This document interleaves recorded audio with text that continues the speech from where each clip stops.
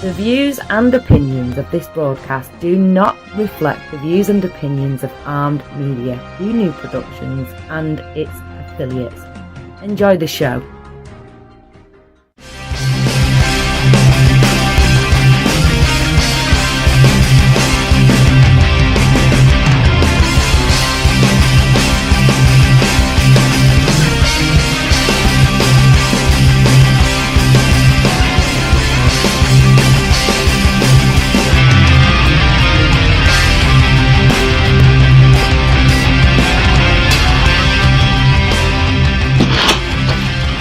Well, good evening, ladies and gentlemen. Welcome to Cellar 13 Films, Tips, Dips, Films, and Scripts. My name is Glenn Spillman, and you are listening to us on Arms Radio out of Boston, Massachusetts. Hello, everybody, and how are you doing? I will go ahead and apologize from the get-go because as everyone knows that listens to the show and watches the show, and I'm not doing any Facebook Live tonight, I'm not doing any Periscope or anything live, just here on Arms Radio. And the reason is, 7 days ago, my co-host, Sean Taylor, passed away after show. It was his birthday, and everything seemed to be going all right, and it happened about 3 hours after the Cellar 13 Films show. So a lot of people have asked me, why am I going on air this week? Some people think it's disrespectful. I don't, and a couple of reasons why. Number one, and I don't mean this to sound callous or anything like that, but in the entertainment business and in life itself, the show must go on. It is a sad, somber day for me because Sean was my best friend. Or he got, and I put this in quotes, a regular job. I spent every day with Sean, hours a day. We would be going over our dreams, our desires, our films, writing together, and all that. And we, and I know he'd want me to do the show today. It is sad, and I know that might sound cliche. You know, he would want me to do it. Well, he would. And there were other people, and more people than not wanted me to do the show. But I don't want to go live on camera today because I don't want a bunch of people asking me questions, you know, this and that. I want to dedicate this show to Sean Taylor. Buddy, I know you're listening, and I love you. And it's sad to be without you, brother. And you were a young man, and it was an untimely death for you. And it's sad to see you go. I still am in shock. I still am in disbelief. And honestly, it almost feels like any minute now Sean's going to knock on the door and be like, sorry I'm late, man, and get on here and start joking with me. But one of the things that Sean did before he passed, and I have a online magazine that everyone I've talked about forever called Movie Lovers Unite, and Sean did a article on there, and I kept saying, hey man, get an article, and it's like, oh man, I'm sorry, next one, and then the next one would come along, and finally I say, hey, brother, there's only 2 days left. I need you to get one up there. And he did. And the article that he did, the one and only article that he did for the magazine, and if you guys want to go there right now, the site is movieloversunite.com. And it's under movies. The guy, for those of you that may not know him, is the guy in the peach-colored shirt with the hat on that says writer. That's Sean. The title of the article is called Getting into the Movie Industry. Well, when I met Sean initially, he wanted to get into the movie industry. And he's like, hey man, how can I break in, this and that? And he goes, hey, let me take you out to lunch.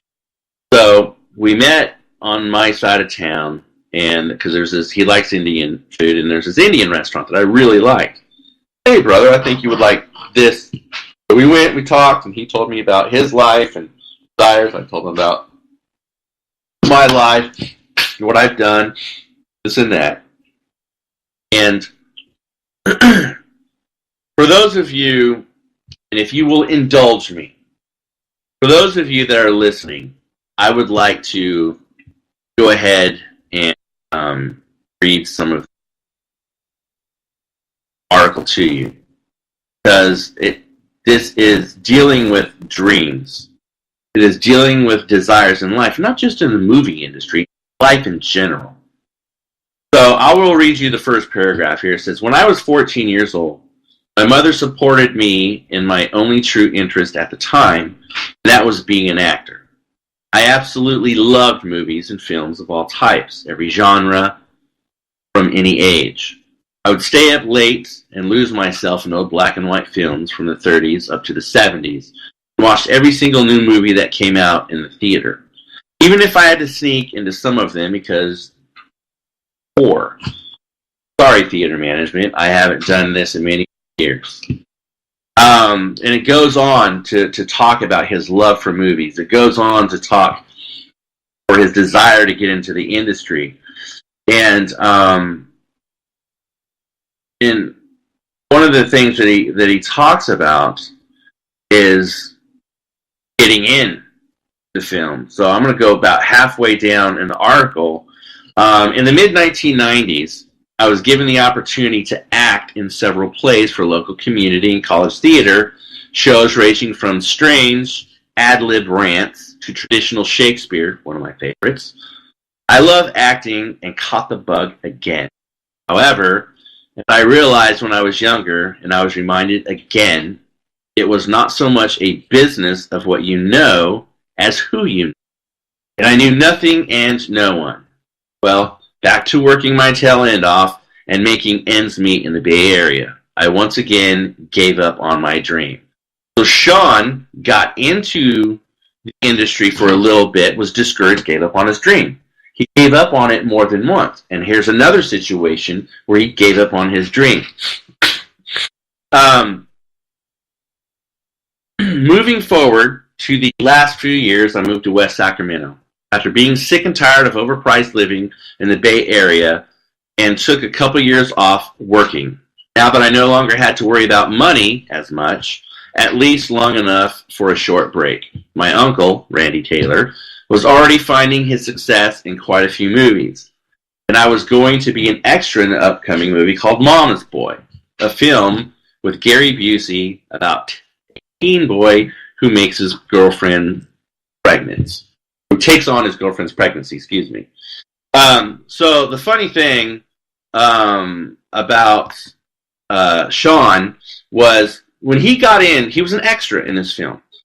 So there were some shenanigans going on set. The director got pissed off, took one person off, looked over at Sean, said, "Hey, Sean, come here, I want you up here." No, move a little closer. And then he ended up getting a speaking role. So he went from an extra to a featured extra to a feature in the film. And it premiered at the IMAX Theater in downtown Sacramento. Well, oddly enough, I was going to the IMAX myself that night because my movie was premiering after this one, a couple hours after Mama's Boy, Gary Busey. And this is where Sean and I formally meet for the first time. And this is what he says. At the premiere, I met Glenn Spillman, and I knew instantly this was someone I wanted to work with. I did something completely out of character for myself. I reached out to him and invited him to go to lunch with me. I explained I wanted to get to know him and ask if he was interested, practically feeling like I was asking someone out on the first date. We met for lunch, and he asked me what I wanted to do. I explained that I enjoyed acting, but my true passion was writing. I wanted to be a screenwriter, and he gave me a chance to write an episode for a paranormal thriller anthology he was currently working on called Whispering Souls. He liked what I offered and brought me on to work with him to write further episodes and work with him on a few other projects and took me under his arm and taught me more about filmmaking than I ever thought I would know. Since then, I have acted in numerous pieces, and several of my screenplays come to the screen with outstanding response, thanks to the brilliant direction of Glenn Spillman. And now I'm getting ready to direct my first full-length feature film, Camper's Well. And then he goes on to talk about Camper's Well, talks about working in films, but here is the crux of the last two paragraphs of his article.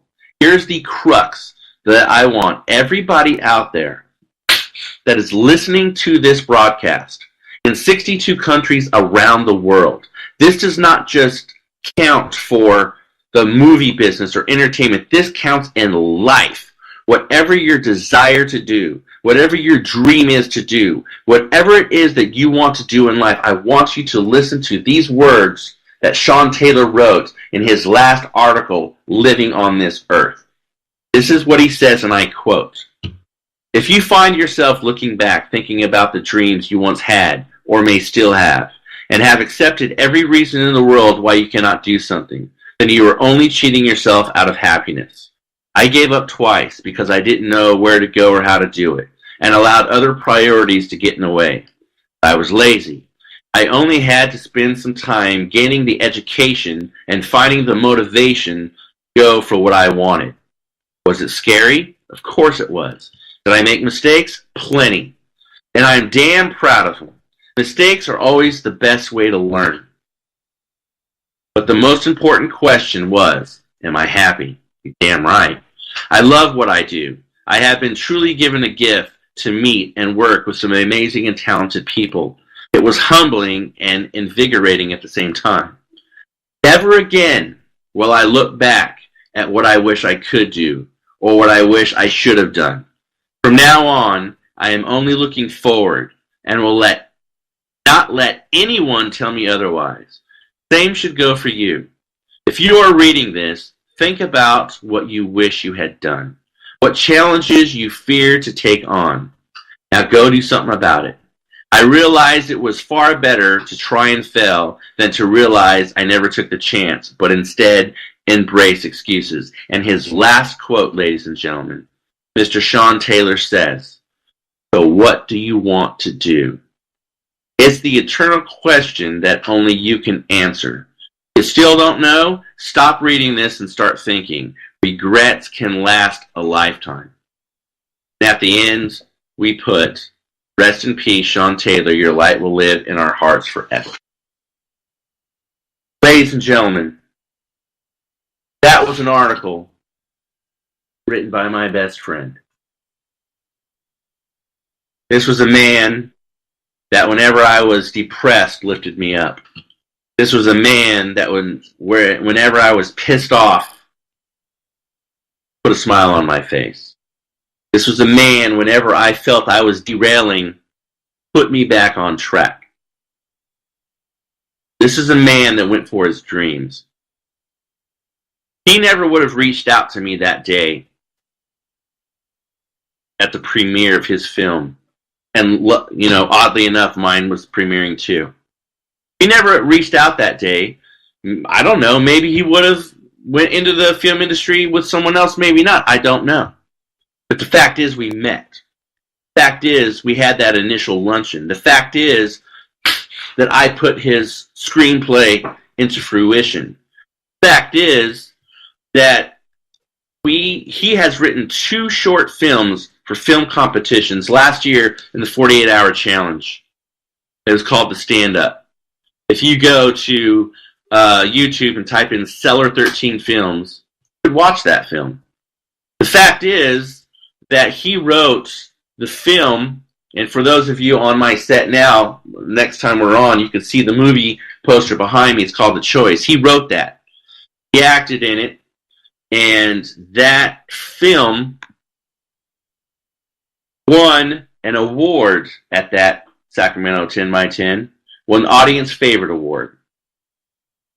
That film just got accepted to a film festival in Paris, France, that will be airing May 18th, 19th, and 20th. Sean and I was going to go to France and watch the premiere of our film. He wrote it, I directed it. So, it's sad, ladies and gentlemen, to talk about this. It's sad to talk about my friend. But he was very successful at the very limited time that he and I worked together. We have films that are currently playing around the world in various different film festivals. Barcelona, Spain, soon to be Paris, France, the Caribbeans, Miami, Florida, Chicago, Illinois, Los Angeles, Hollywood, Sacramento. All in a short period of time because this man, ladies and gentlemen, did not give up on his dream. This man did not stop and say, well, what if I fail? What am I going to do? What's going to happen? This man did what he did, and he did it successfully. And we lost someone very special. So what I want you guys to do, I want you to kind of step back a little bit. I want you to think about your dream. I want you to think about your life presently. I don't care if you're freaking 10 or 100. Any age in between that. You need to figure out what you want to do in life. Go for it.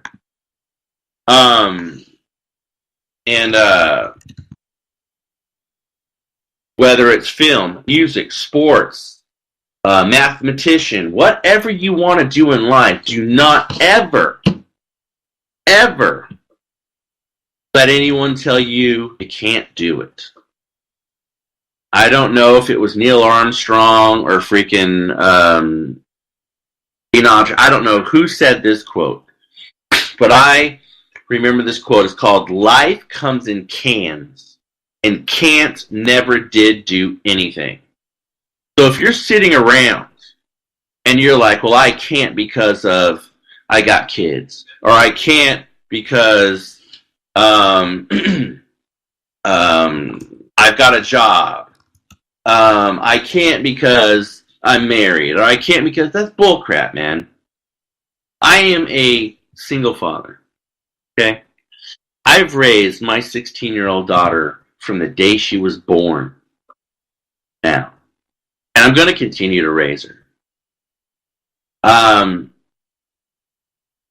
have other kids as well. I never let that stop me. I had people help me out. I don't let people go, well, 1 in a million, make it. I don't care. I might be that 1 in a million, But again, I've been successful in what I've done thus far. I have not walked the Academy Awards. I have not walked the Golden Globes. Yeah, it would be nice, but that's not my only validation. My validation is when I sat in an IMAX theater, which, the screen's like 6 stories tall, and I've got 350, 400 people packed in a theater watching my film. That's validation enough for me. That is my success right there. Don't let anyone tell you can't do it. That should be your motivation right there. If someone tells you that you can't do something, prove them wrong. The best revenge ever on anybody. Yes. I've got a couple of ex-wives. Obviously, Paris's mom's one of them. Okay? But she actually did something really freaking cool today. I fought tooth and nail with this woman for years and years and years over various things. She called me today about 3:30. And she just said, hey, how you doing? I just want to make sure that you're doing okay. I want to let you know that I kind of can empathize with you. She told me about when her grandma passed, about when her aunt passed. And she actually gave me a good idea on something that to do with Sean's memorial that I'm setting up. My ex-wife called me, and she cried. And I could hear in her voice that she was legitimately concerned. And she said, "Hey, man, hang in there." And we had, a little conversation as she hung up. I thought that was really freaking cool. And, for her to reach out like that. But my revenge on everybody in my life is not to get them back. It's not to hurt them physically or mentally. My revenge on this world and everyone that has done me wrong is my success.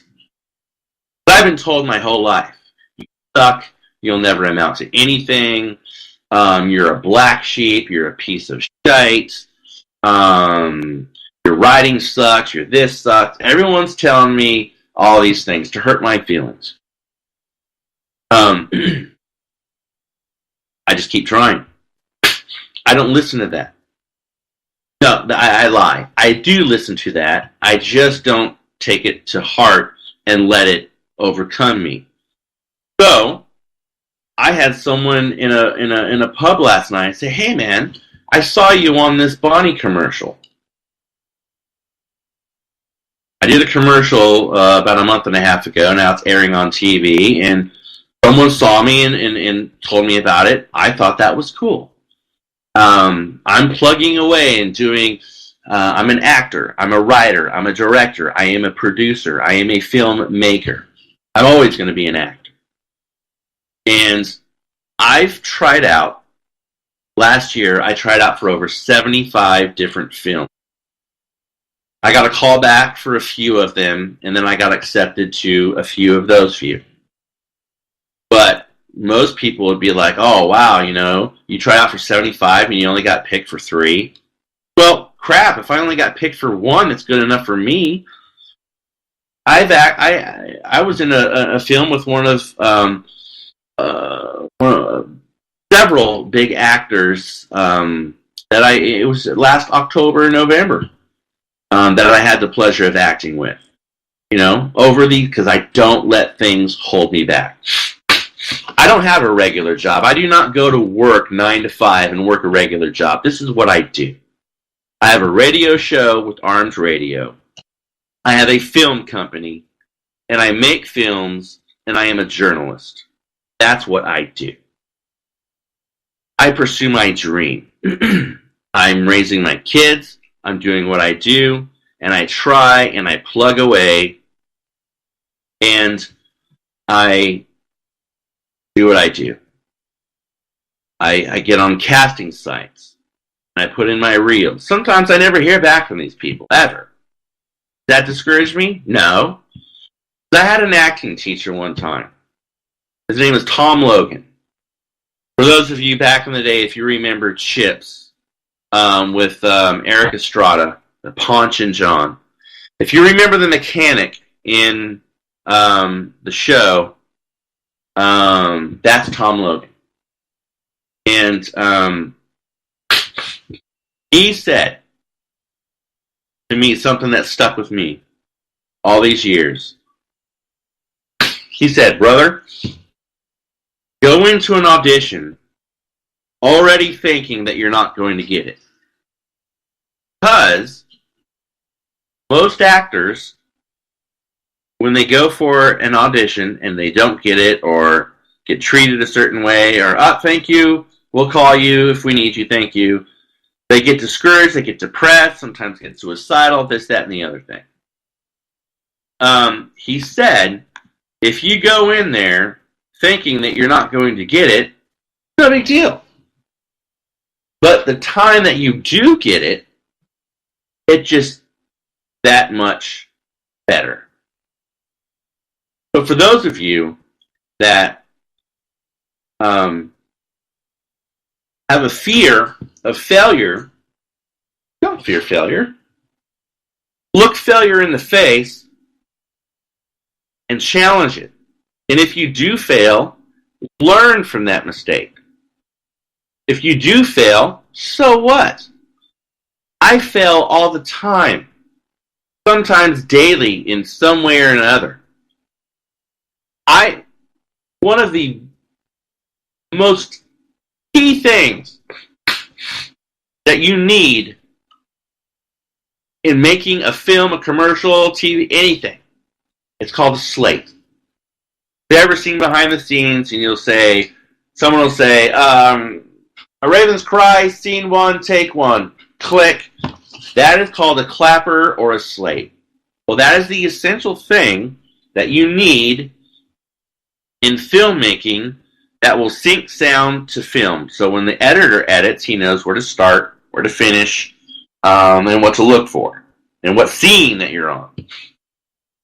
Well, I was so frazzled one day and getting everything put together that when we filmed The Fiend last June, little 7-minute short, I forgot the slate. We did the entire film without a slate. And I failed that day. I failed my cast and crew as the director of a film. I'm in charge of everything, and I failed. The most simple aspect was the slate. Did I beat myself up over it? Absolutely not. I was like, my bad, guys, I'm sorry. I'm stupid, I'm sorry, I'm just, my bad. No big deal. We did what we had to do, made the film, everything's fine. If you go out for a play and you don't get it, well, it's not because you're not good enough. It's just maybe, okay, let me explain something to you guys. I also, as a director, I'm also a casting director. When I write a script, I have actors. What I do before I write the script is first off I get a name for the script, and then I go, okay, who are my characters going to be? All right, I've got Jimmy, I've got Joe, I've got Johnny, I've got Lynn. Let's see, I've got Mary. So then I write all those names down, then I'm like, okay, well, Jimmy is, and then I'll do a character description of Jimmy. Who's Jimmy? What does he do? What's his background? And I'll do that for every single character. Okay? So in my mind, I already know what my Jimmy's going to look like. So when I'm doing a casting call, I'm like, okay, I want this look, so that's what I want. I may get it, I may not.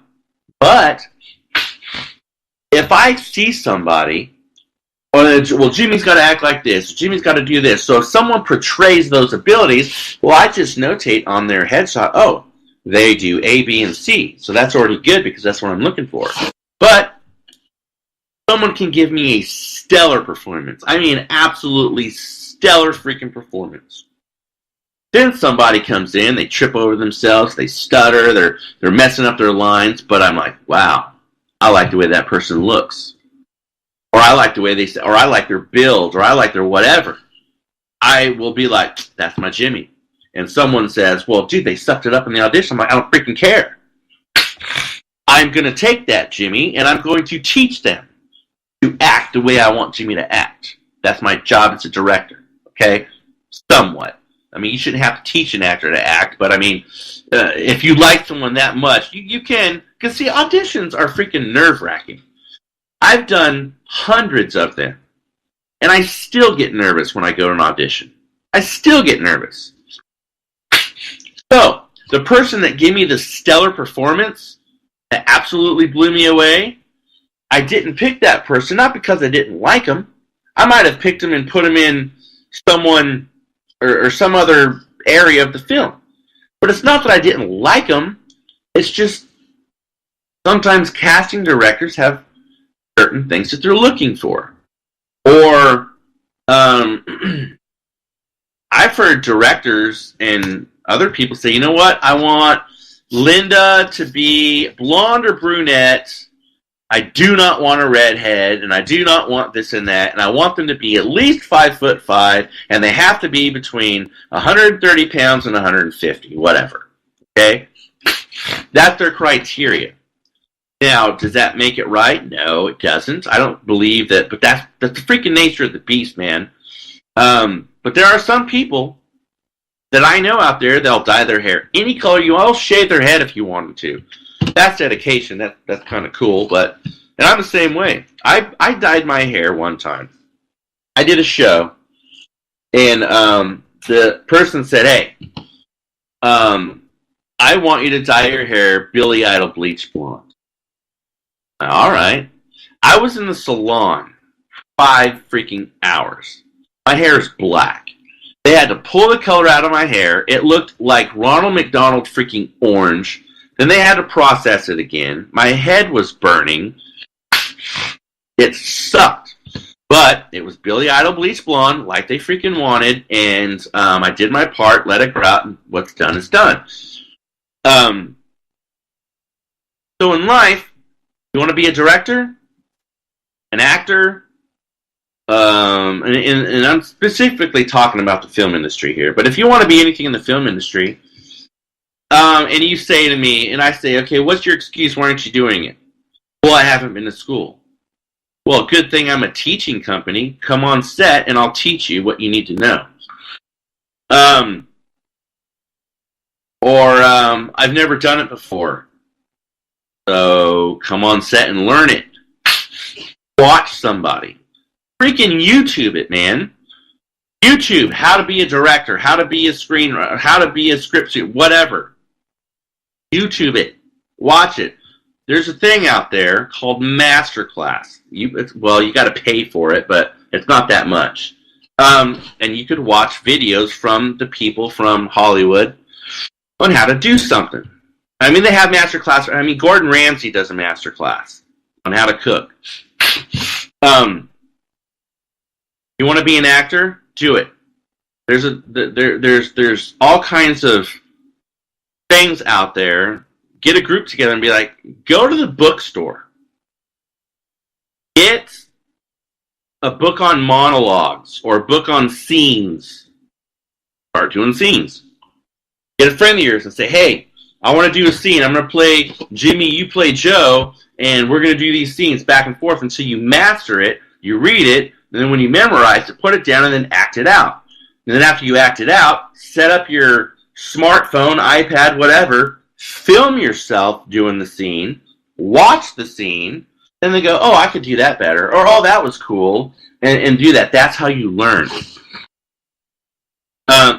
There's websites out there that have other people that love movies, that love acting, that want to get together and,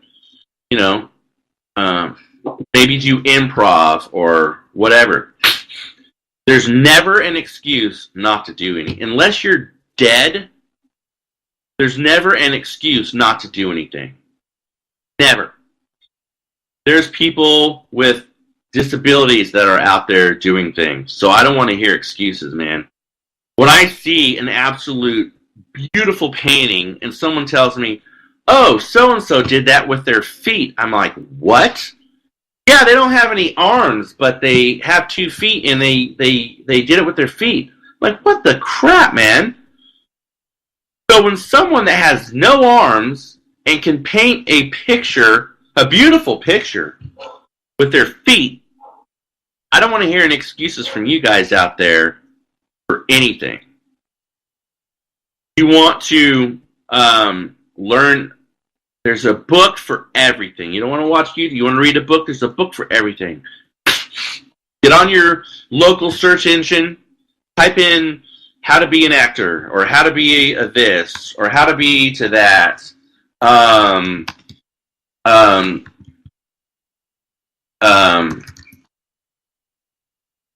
Do it. I don't want to hear any excuses from you guys.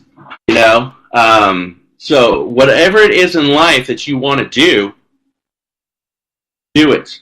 If people are in your life and they're telling you, hey, you can't this or you can't that, you know what you need to do with those people? One of 2 things. You need to talk to them and be like, what I want to do, you're being a Debbie Downer and I need you to shut your pie hole and encourage me. And if you can't do that, then there's the second thing you need to do. Get rid of them. Because negative breeds negative. Positive breeds positive. Iron sharpens iron. And when you surround yourself with people that are downers, you're going to be a downer. When you surround yourself with bad people, you're going to become a bad person. You surround yourself with alcoholics, you're soon going to start to drink and drink more and drink more. But on the flip side, you surround yourself with positive people, you're going to be positive. Surround yourself with successful people, you're going to be successful in one way or the other. You know why? Because successful people breed other successful people. Successful people want to make you successful. So, again, I know this is a film show, and I know there's people out there that may like one aspect of filmmaking, but maybe they don't want to be a filmmaker. Maybe they want to be anything else. Folks, this whole show and the whole thing that Sean wrote in his article, go after what you want to be in life. Doesn't matter what it is. If you are breathing and you are walking around, first off, you're fortunate. Ever since my friend died last Friday, I wake up every day and I thank the Lord Almighty. Thank you, Lord, that I'm breathing. Thank you, Lord, that I am walking. Help me to be a nicer person to people. Help me to make someone else's life easier today. Help me be an inspiration to somebody. Because I tell you what, ladies and gentlemen, last week when my friend passed, it was a blink of a freaking eye. 1 minute he's here laughing with me, the next minute he's not.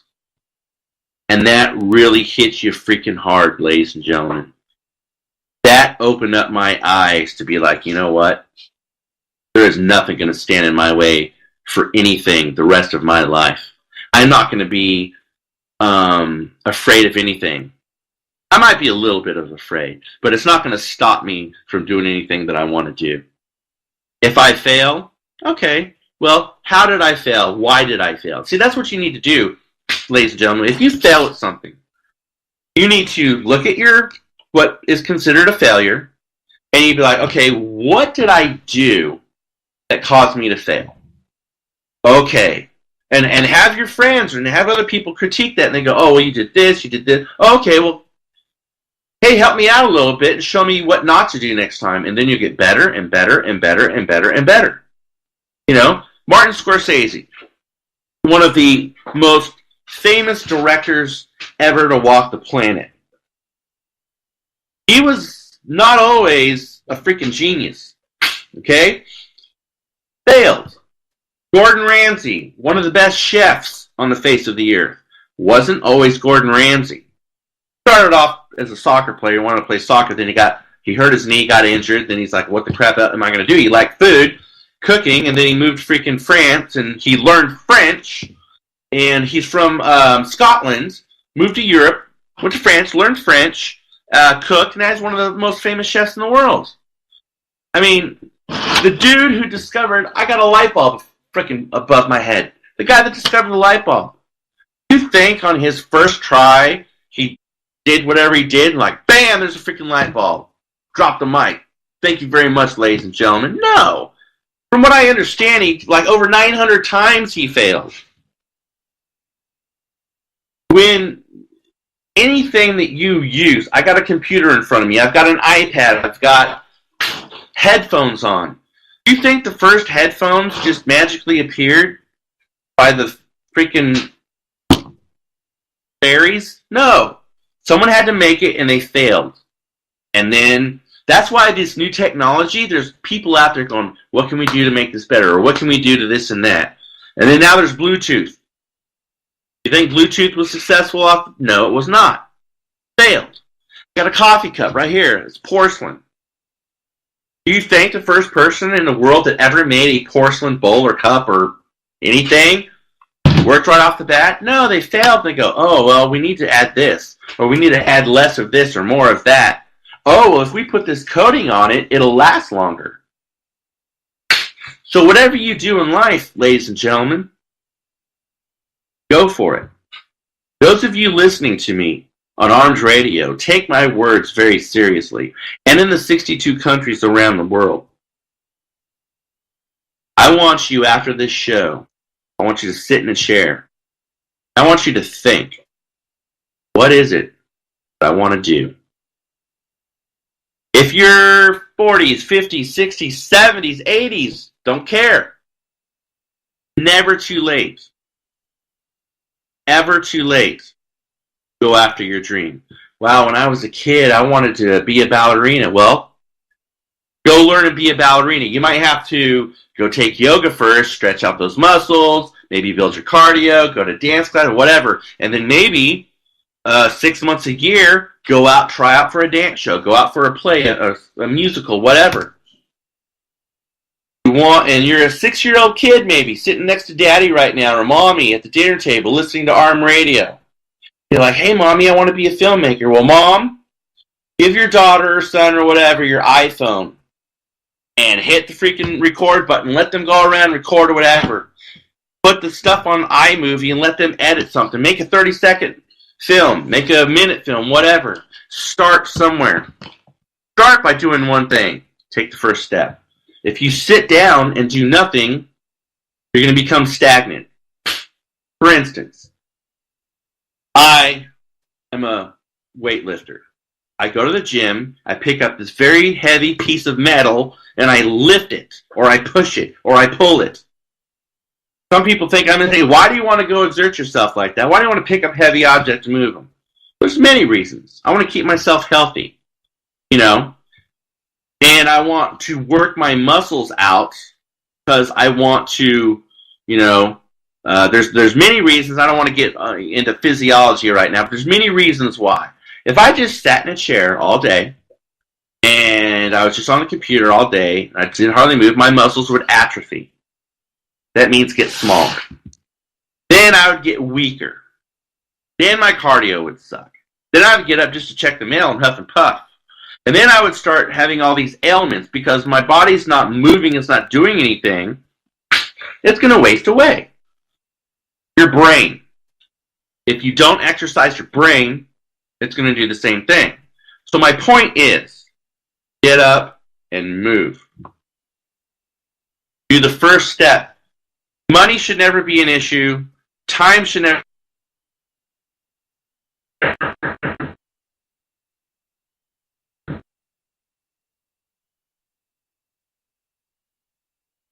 be an issue. Nothing should ever be an issue. Go look on a local site that sells stuff. Go to a pawn shop. Hey man, and one of the best cameras I will recommend for starting filmmakers is Canon. Very easy to use and fairly cheap for like the TIs. You can pick up a camera for $150, $200, and it'll come with the lens. And then and then you start from there. And then you figure out your mistakes, and then you go from there. And I'm not trying to be morbid here, folks. I'm trying to shove reality, this aspect of reality, I'm trying to shove it down your throat. Go to my Facebook page, Cellar 13 Films Community. About halfway down through the page, you'll see last week's show. You'll see Sean to my left. That's my best friend. And for those of you now just tuning in, he died last week.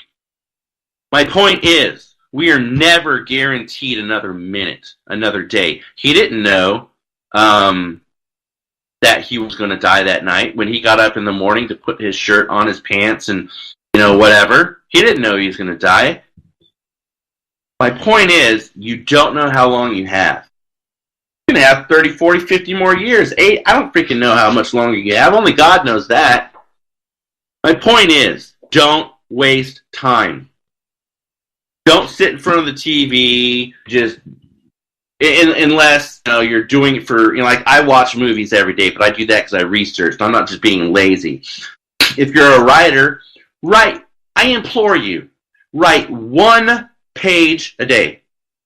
It might take you 5 minutes. It might take you an hour. But just one page a day. And then do that for a couple weeks, and then go, you know what, I think I'm going to do 2 pages a day for a couple, and then 3 pages. And then before you know it, you're writing will start to hone itself. Your writing will start to sharpen, and pretty soon, boom, you'll knock out 10 pages and nothing flat. If you're an actor, there's acting resources everywhere. I don't care if you live in a town of 30,000 or 3 million. There's acting everywhere. The people that are listening right now in Boston, I know there's a ton of theaters in Boston. Go try out for, I don't care if you ever acted a day in your freaking life. Go try out. You may get a part, you may not. You might just be an extra in the background, but at least you're there. But when you're an extra in the background, here's what I need you to do. Listen. Watch and listen to what's going around you. Ask the director, hey man, do you mind if I ask a couple questions? Or, hey, oh, what's that? If there's a stagehand, hey, what do you get to know stuff. And then before you know it, maybe 6 months, a year later, maybe you'll be starring in a play. Cool. And I know I've said this 10 times already during the show. People are afraid of failure. If you're afraid of failure, you're never going to do anything. You're going to be, there's this guy I know, retired now, but he worked in Edmond, Oklahoma as a, I think it was a Ford plant. I don't remember what kind of freaking car it was. But he worked in a plant, and he put cars together. Every freaking day. Assembly line, assembly line, assembly line, assembly line. Every day, the same thing over and over and over again. If I did the same thing every day, I'd bash my freaking head against the wall. I am an artist. I have an artistic mind. I cannot do the same thing. My brain will not allow me to do that because I get bored in a second. That's why I'm a filmmaker and an actor. Because I'm in 3 movies right now. One, I'm an FBI agent. The other, I am a sadistic cult leader. The other one, I am a sportscaster. And the other one I just got finished with, I was a prison guard. Those are all very different types of people. As an actor, I can be anything. Whatever the character is, okay, I will be that character. And that stimulates my brain. It allows me to do something different every single time. As a director, I'm constantly, I'm writing, I'm looking over stuff, I'm directing people, I'm doing things, and my brain's constantly working. This guy retired. He wanted to be a trainer. So he did what he did. He was already a big guy. He was a muscular freaking guy. And he just showed people what he did. And then soon he saw this one thing online. Hey, we're going to be in town next weekend. Come get your certification for personal trainer. They sent them the books and the tests and all that. He came. He did 2 days, 8 hours a day. Got his personal training certification. Okay. And then he started getting a couple clients. One of them was a major football star at the University of Oklahoma, and then word got out, hey man, this guy's training me, and then now he's got a freaking studio and he's freaking busy. See, he had a dream that he eventually did in life, but he went for it, did it, accomplished something, and anything in life that you want to do. There's many freaking videos online on anything. My daughter, she did this when she was 10, but my daughter's 16 now. She made this scarf, freaking beautiful scarf. I'm like, where'd you buy that from? She goes, I made it, Dad. Like, you didn't freaking make that. She goes, yeah, I did. She showed me the yarn, she showed me the needles and all that. I'm like, how the crap did you know how to make? She goes, I looked it up online. I watched a video. My daughter cooked me a meal. I came home one day. My daughter says, Dad, go to your room and relax. I'm going to make you dinner. I'm like, okay. So I figured, she's going to make me some kind of sandwich or something, whatever. Brings me this nice, elaborate meal. And it was very freaking tasty. And I'm not the kind of dad that will eat crap and tell my daughter it's good. I'm just not. I'm sorry, Dad, that are like that to their kids. It says I'm just not. When it comes to food, I'm a foodie, man. I'm not going to hurt her feelings or anything, but I was like, babe, This is freaking awesome. I mean, it was I'm not lying, folks. It was restaurant quality. Well, she's got two things going for her. She's got a Grammy that could cook just as good as Gordon Ramsay, for one. My mom's a freaking awesome cook. Well, my mom's taught Paris how to cook from the time Paris could stand on a stool and watch. So she got that going for her. But then my daughter says, I just looked it up online. I wanted to cook you this. I looked it up, and I saw what they did, and I did what I wanted. Here you go. And it was great. The point is, my daughter's 16. If she wants to do something, she does it. And if she doesn't know how to do it, she looks it up online, figures it out, and does it. You know, my daughter is a kid. Kids change their minds over and over again. Well, the other day, someone asked her, what do you want to be when you grow up? And my daughter said a forensic psychologist. Well, my daughter is a straight A student. She is a freshman, sorry, Paris, if you're listening. She's a sophomore in high school, and she's getting straight A's. I mean, straight freaking A's. And so she could do whatever she wants. At one point in time, though, she's like, I ain't going to college, Dad. College, this and that, and she's negative Nancy. But now, as she's getting older, her mind's developing a little bit more, and she goes, oh, I want to do this, or oh, I want to do that. Oh, this, and she watches like CSI and all this stuff on TV. She goes, oh, I like that. What's that? My dad was like, oh, so that's a forensic psychologist. She goes, oh, that's cool. I want to be that. That's what my daughter is going to do. And she's already getting scholarship offers from colleges across the United States because of her grades. But she's 16. My point is, she set her mind to something as a 16-year-old, and she's doing it.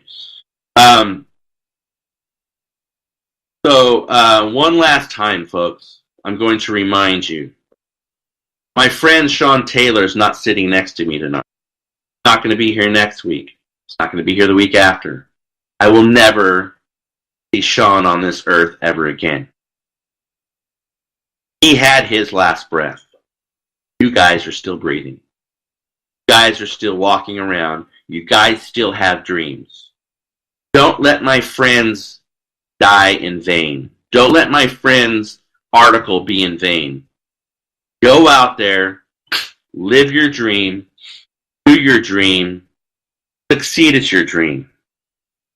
If you go to my Facebook page, and I'll give you guys a call to action right now. I would like it if you would go to my website, Cellar 13 with a C, like wine cellar, cellar13films.com. Go to my other website, movieloversunite.com. Follow me on Twitter, Glenn Spillman. Or Cellar13Films03 on Instagram, all of that. Okay? I want you guys to go to my Facebook page. First off, there's a picture that I put up there this morning. It's got Sean to my left. He's the guy in the vest and the white shirt. Okay? This is what I put on Facebook 10 hours ago. And I quote, when you have a dream, never lose sight of it. It's easy to see your dream when the sun is out. But when the clouds roll in and the storm hits, that's when the dream sometimes fades away. Keep that fire burning inside your heart and soul, and you will never lose sight of your dream. Ladies and gentlemen, that was inspired to me to write this morning from my friend Sean Taylor, who is no longer with us. My point is, right there on my Facebook for the world to see. Go after your dream. The storm I'm talking about is your failure. The storm I'm talking about is not eating. The storm I'm talking about is failing. Because you're going to fail. No doubt about it. At something. But here's the glory of it. That dream sometimes fades away because people talking negative to you. Oh, see, you failed. You're not going to do it. Just go back and work as a constructor or whatever. That's the storm I'm talking about. See, people cannot dive into your heart. People cannot dive into your soul. That's where your fire needs to be, ladies and gentlemen. That's where your light needs to shine. Your heart and your soul. Because no one can freaking take that from you. Until you die and your heart stops beating and your soul goes to heaven. It's in your body right now. You keep that fire inside your body, and I promise you, on everything in the being of my fiber in my body, you will be successful at whatever you do. And I'm not talking millions of dollars or Ferrari successful. Here's the thing about success, folks. People think, oh, this person's successful because they're wearing a Rolex or they're driving a BM. That's not freaking success. Success, ladies and gentlemen, happiness. Success, ladies and gentlemen, is doing what you want to do every day in life and loving it. I work more than Congress people. I mean, I'm up from 4 o'clock in the morning and I'll work till 11, 12 at night. But it's not work to me because I'm doing what I love. I'm going to meetings, I'm talking to people, I'm on the phone, I'm doing emails, I'm writing, I'm doing everything. But I love what I do. Success, ladies and gentlemen, is that. Going after your dream and fulfilling your dream on any level, whether it's level 1 or whether it's level 10. I know this has been a deep show, ladies and gentlemen. I love you guys. I love Sean Taylor, but I want you guys to be successful. We are on, ladies and gentlemen, every single Friday night at 5 p.m. Pacific time. I want you guys to email me, Glenn at Cellar13films.com. Come on my Facebook page, Glenn Spillman, and I want you guys to comment on me. I want to hear your stories. I want to hear your dreams. I want to hear your successes. Ladies and gentlemen, across the world and across the United States of America, thank you very much for tuning in to ARM Radio and listening to me tonight. Remember, have a good weekend. Live, love, and laugh, and hug your family and friends. I'll see you next week. Peace out.